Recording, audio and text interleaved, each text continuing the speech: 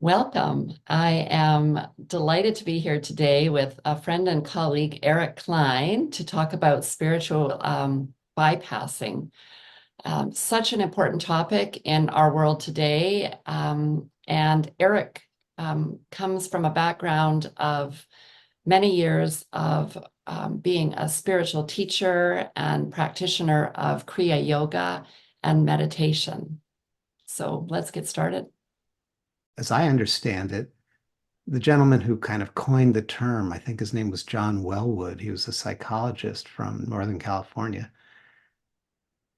And it was basically something he observed in his clients who were on a spiritual path, that there was a tendency to use spiritual ideas or spiritual practices as a way to, well, he used the term bypass, try to go around or avoid um, difficult emotions and challenging relationship dynamics, and in a certain way, the nitty-gritty of their human life. What is your sense of it? Yeah, that's definitely what I see, both what I hear online and what I see, among people that I know and also with clients. And what I've been really thinking about a lot lately, and I'm really curious to have more conversation about, is like I feel sure people don't do it on purpose. Mm. So I've had some really big curiosity around how it comes to be Oh yeah, that's as, good. yeah, I like the we don't do it on purpose. It's a tricky idea, isn't it? It's, you know, yeah, once we learn how to do something, anything, yeah, turn on the light switch, brush our teeth, how we tie our shoes. Tying shoes is a good example, I think. At some point, we don't do it, quote, on purpose because it's just like innately wired into our nervous system. right. Shoes are on, tying is happening. We can carry on a conversation and the shoes Yeah, get tied. So yeah, we're not doing it in that sense on purpose, but we had to do it on purpose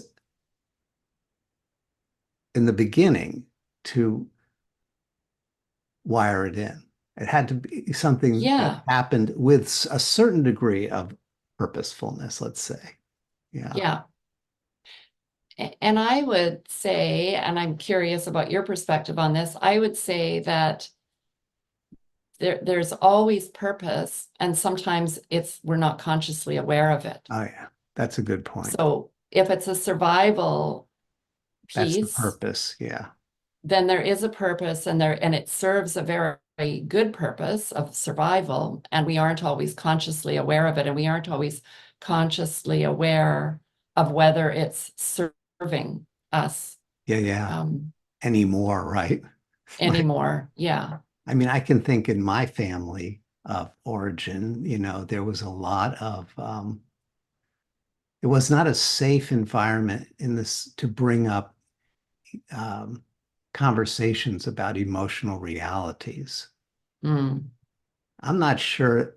Well, I know no one ever said that. Like, we didn't have a little plaque in the kitchen. Here's the rules of converse. It was simply the emotional weather that I was moving through as a child. Mm. And so survival means fitting in with your family in a certain way. Yeah. So I absorbed that, capacity to bypass at least the well, it starts as bypassing the conversation, but it starts before that because it's bypassing the conversation I'm even having with my own experience. So I definitely Yes. learned that in that environment, but it wasn't like a consciously delivered lesson. It was just implicit in the ways Yeah. that we all interacted and my parents modeled and stuff like that. Yeah. Yeah. And I really love the words you use to describe that, the emotional weather kind of in your family environment, because that's exactly what it is. And kids pick up really quickly.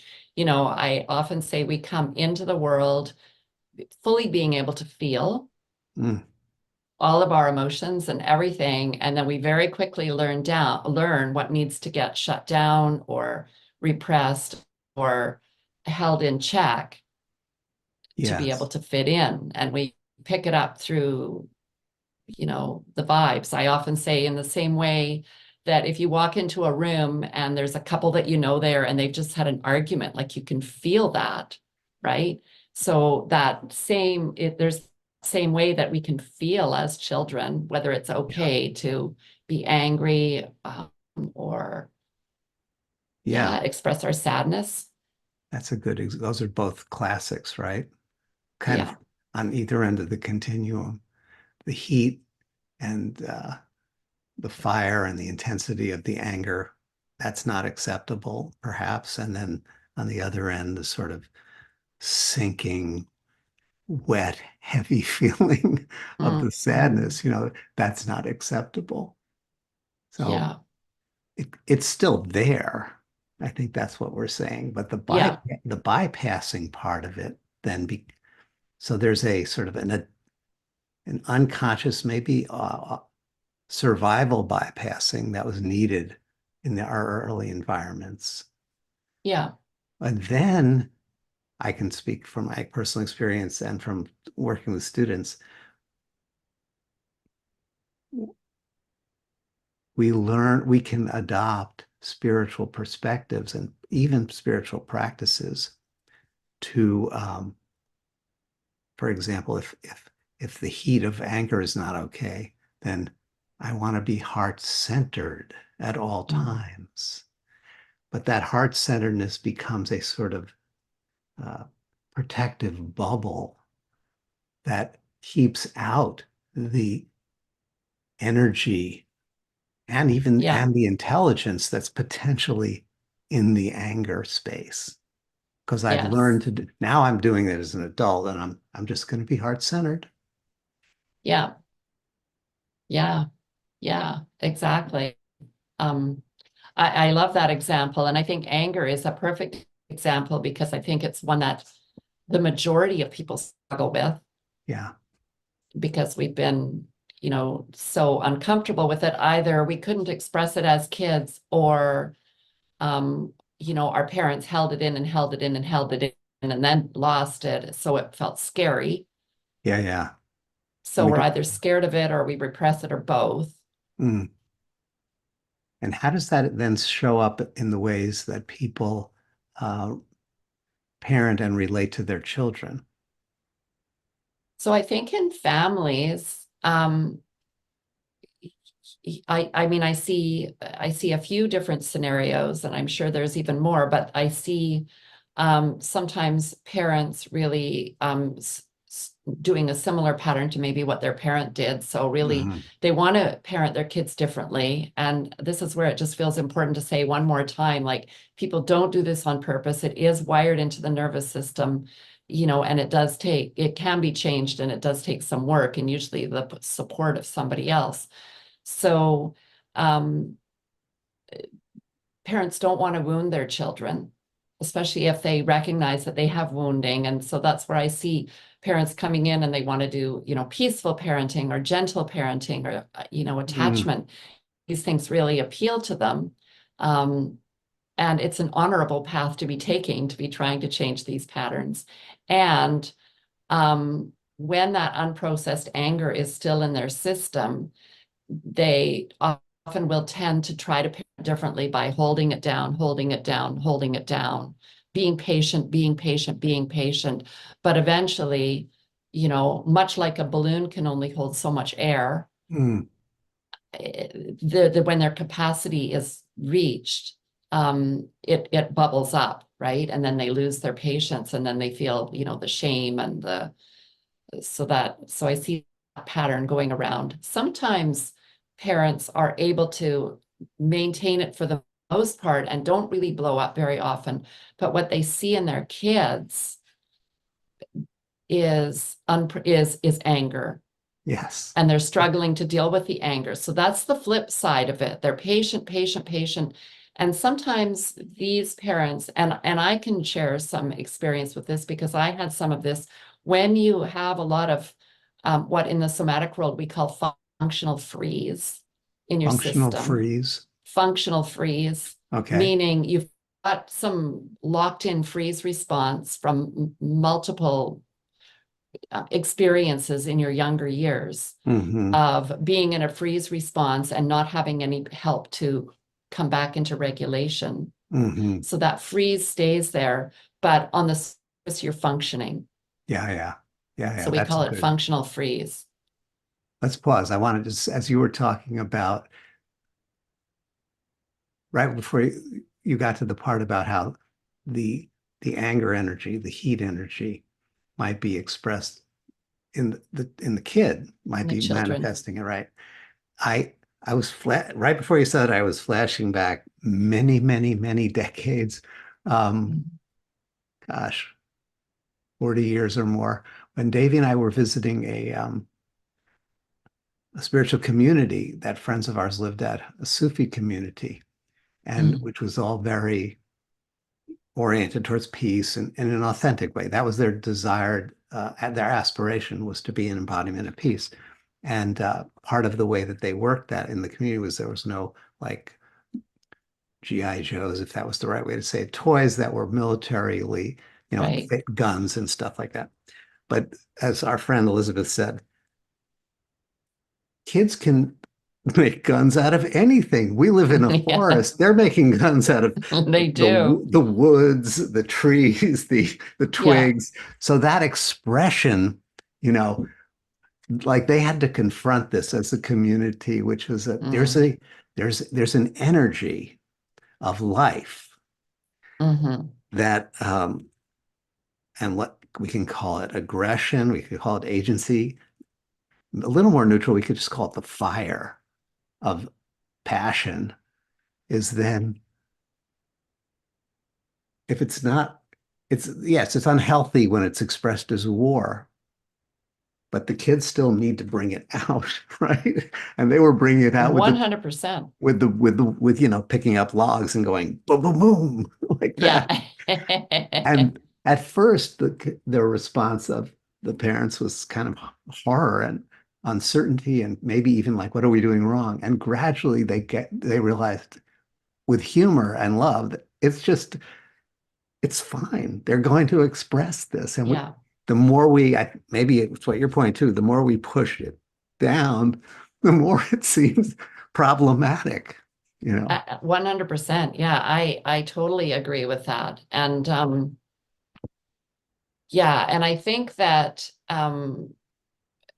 to I have a couple points that I want to make. One is that to just make a point about the functional freeze. I think if you have a lot of functional freeze in your system as an adult, um, you are less, you often can't feel some of your own feelings, and Mm, often anger is one of those. hmm. So when your child's anger bubbles up, you can't Hmm. meet it with that same resonance and Yeah. support it and hold it. Hmm. So even if you feel like you're letting your child express it because they're having a tantrum, that's that's different than actually being able to meet it and hold it because you're connected to your own vitality energy is often what I call it, but I hear you. Fire, Yeah. passion, they're all the same. It's our basic life force energy that we need, and it Yeah. helps us set boundaries and say no, Yes. and to know who we are and to That's a know the really path we good. want to follow. Yes. Oh, that's a really important. It's so important at this time in history when it's Mm. really um, when we have when we have profoundly destructive technologies, not twigs, in the hands of Yeah. people, adults who have not metabolized and met that anger and that vitality energy in a way that's Hmm. nourishing. Well, everybody can just check the headlines. It's disaster, Yeah. Yeah. that Yeah. spreads.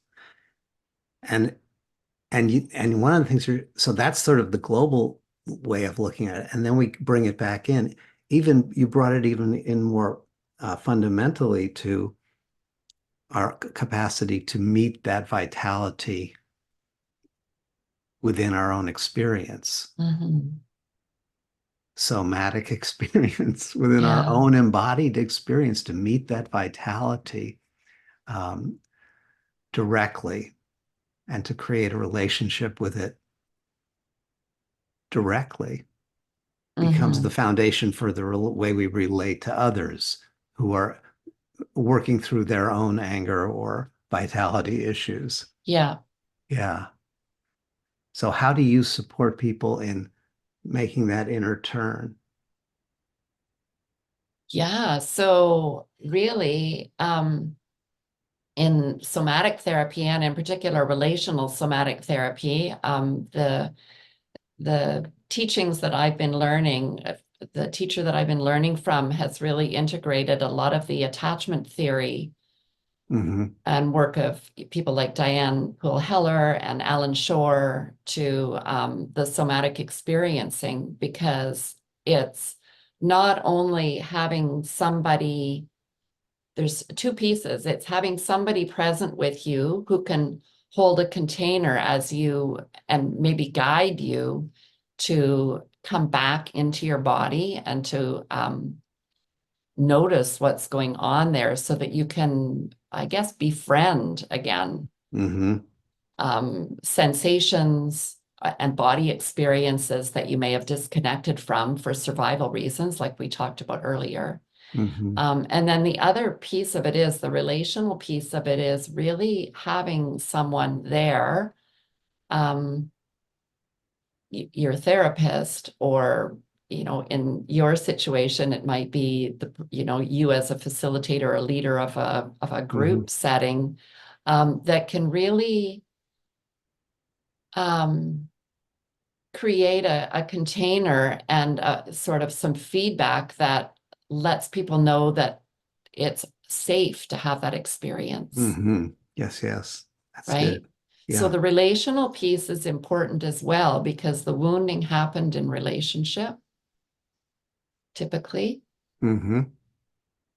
There Yeah. wasn't somebody there who could hold a container or who could help you come back into regulation.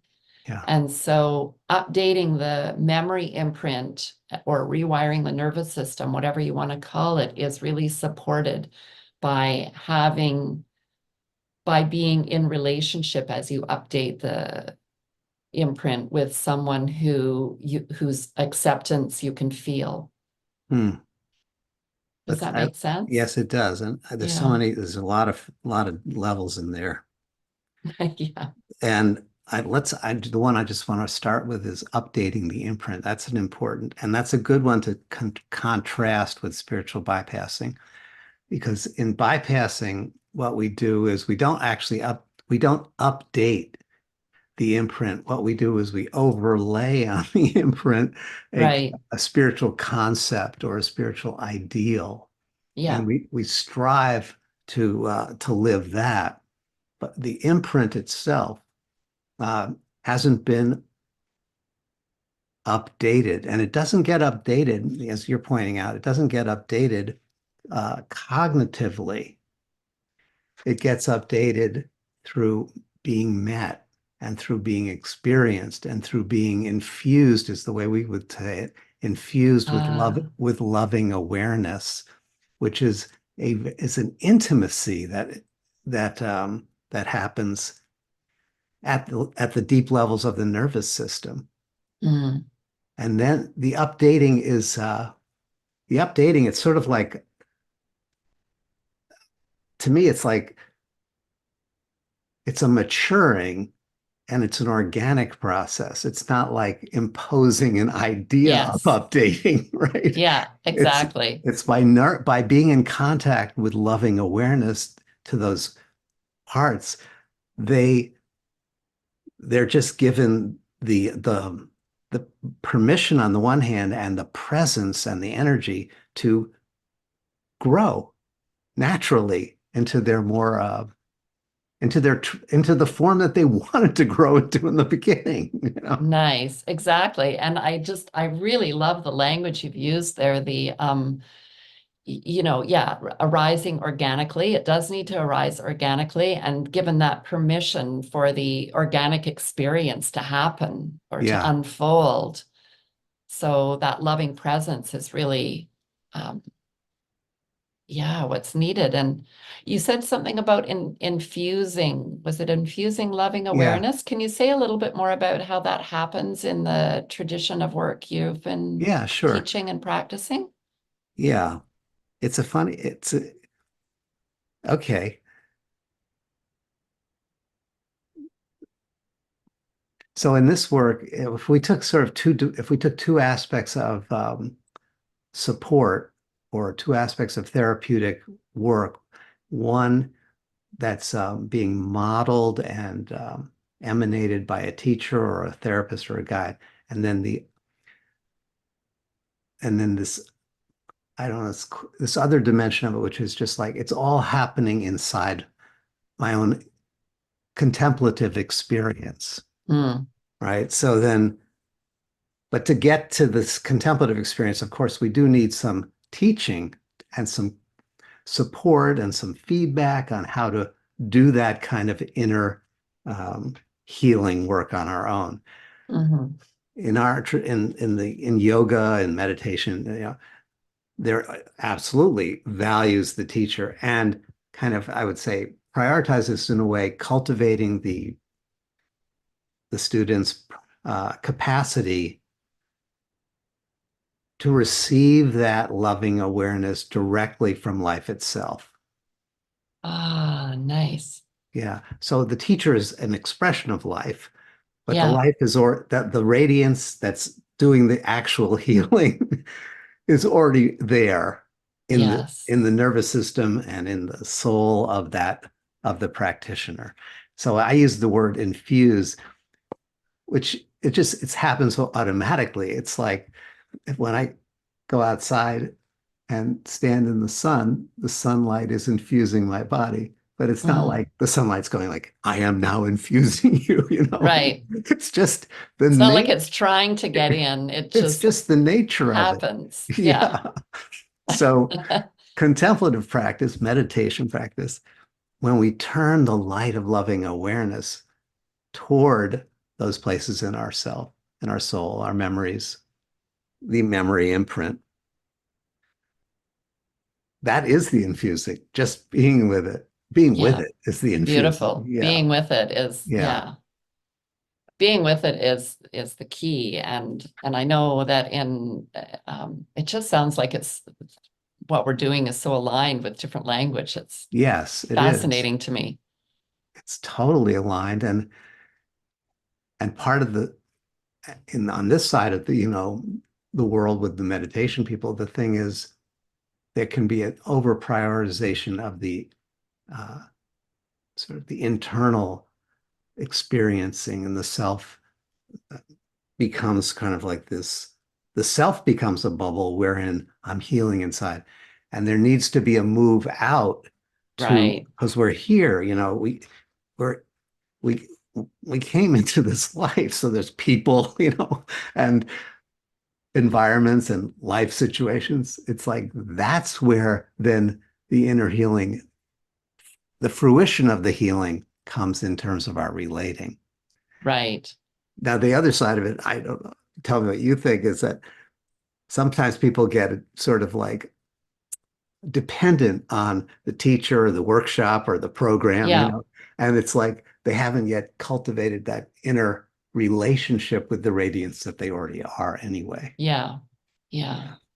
Yeah, and that does happen sometimes in therapy. And, again, I can speak to the particular, teachings and training that I've experienced, and my most recent teacher really focused a lot on supporting clients to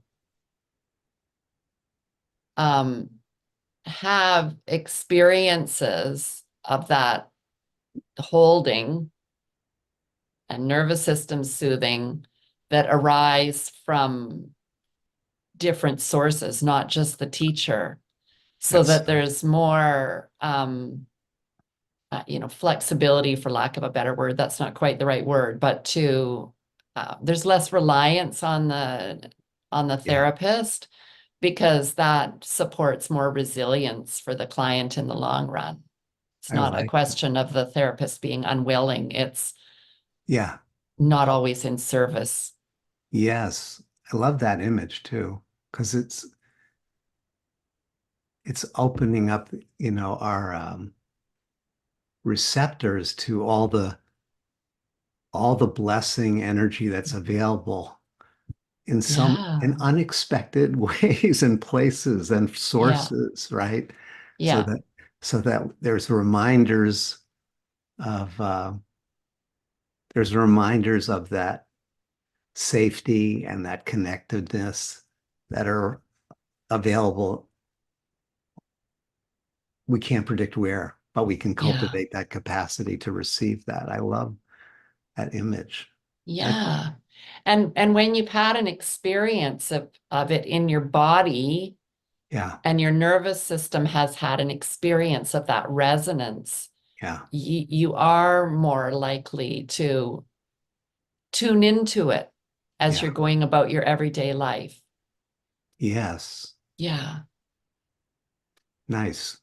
There's a Tibetan Buddhist expression, short moments of clarity repeated many times is Mm. the awakening. So it's Yeah. it's like all day long there can be that sense of being held, Yes. if that's the need, right? Or the sense Yeah. of being seen, if that's the Yeah. need, right? Yeah, that's nice. Yeah. Yeah. So people begin to cultivate their ability to access it on their own over time. Yeah. So if people want to get in touch with you and work with their own, I would assume they could be parenting, but they could Hmm. also be someone who's looking at reparenting maybe themselves. Yeah. Yes. Yeah. Yeah. Where could they get in touch with you? Yeah. My website is ColleenAdrian.com. So it's easy to find my email address. We can pop those in the show notes below. Um, yeah, or my email address is on the website as well, Colleen@ColleenAdrian.com. Nice. Yeah, yeah. Um, and I'd love to know if people are more interested in your Yeah. work. Eric, how can people reach you? They can find myself and my wife Davy at Wisdom Heart, just like it sounds, wisdomheart.com, and Okay. check out what's available there. Yeah. And we do every Sunday, we have a, open free um, meditation practice, guided with Oh, music and stuff, chanting and teaching. Uh, we've been doing pre-pandemic, we've been doing it for 40 years, and now it's all online. Yeah, wow. yeah. Wow. 40 years. I know. I'm getting, soon I'll be an elder. Yeah.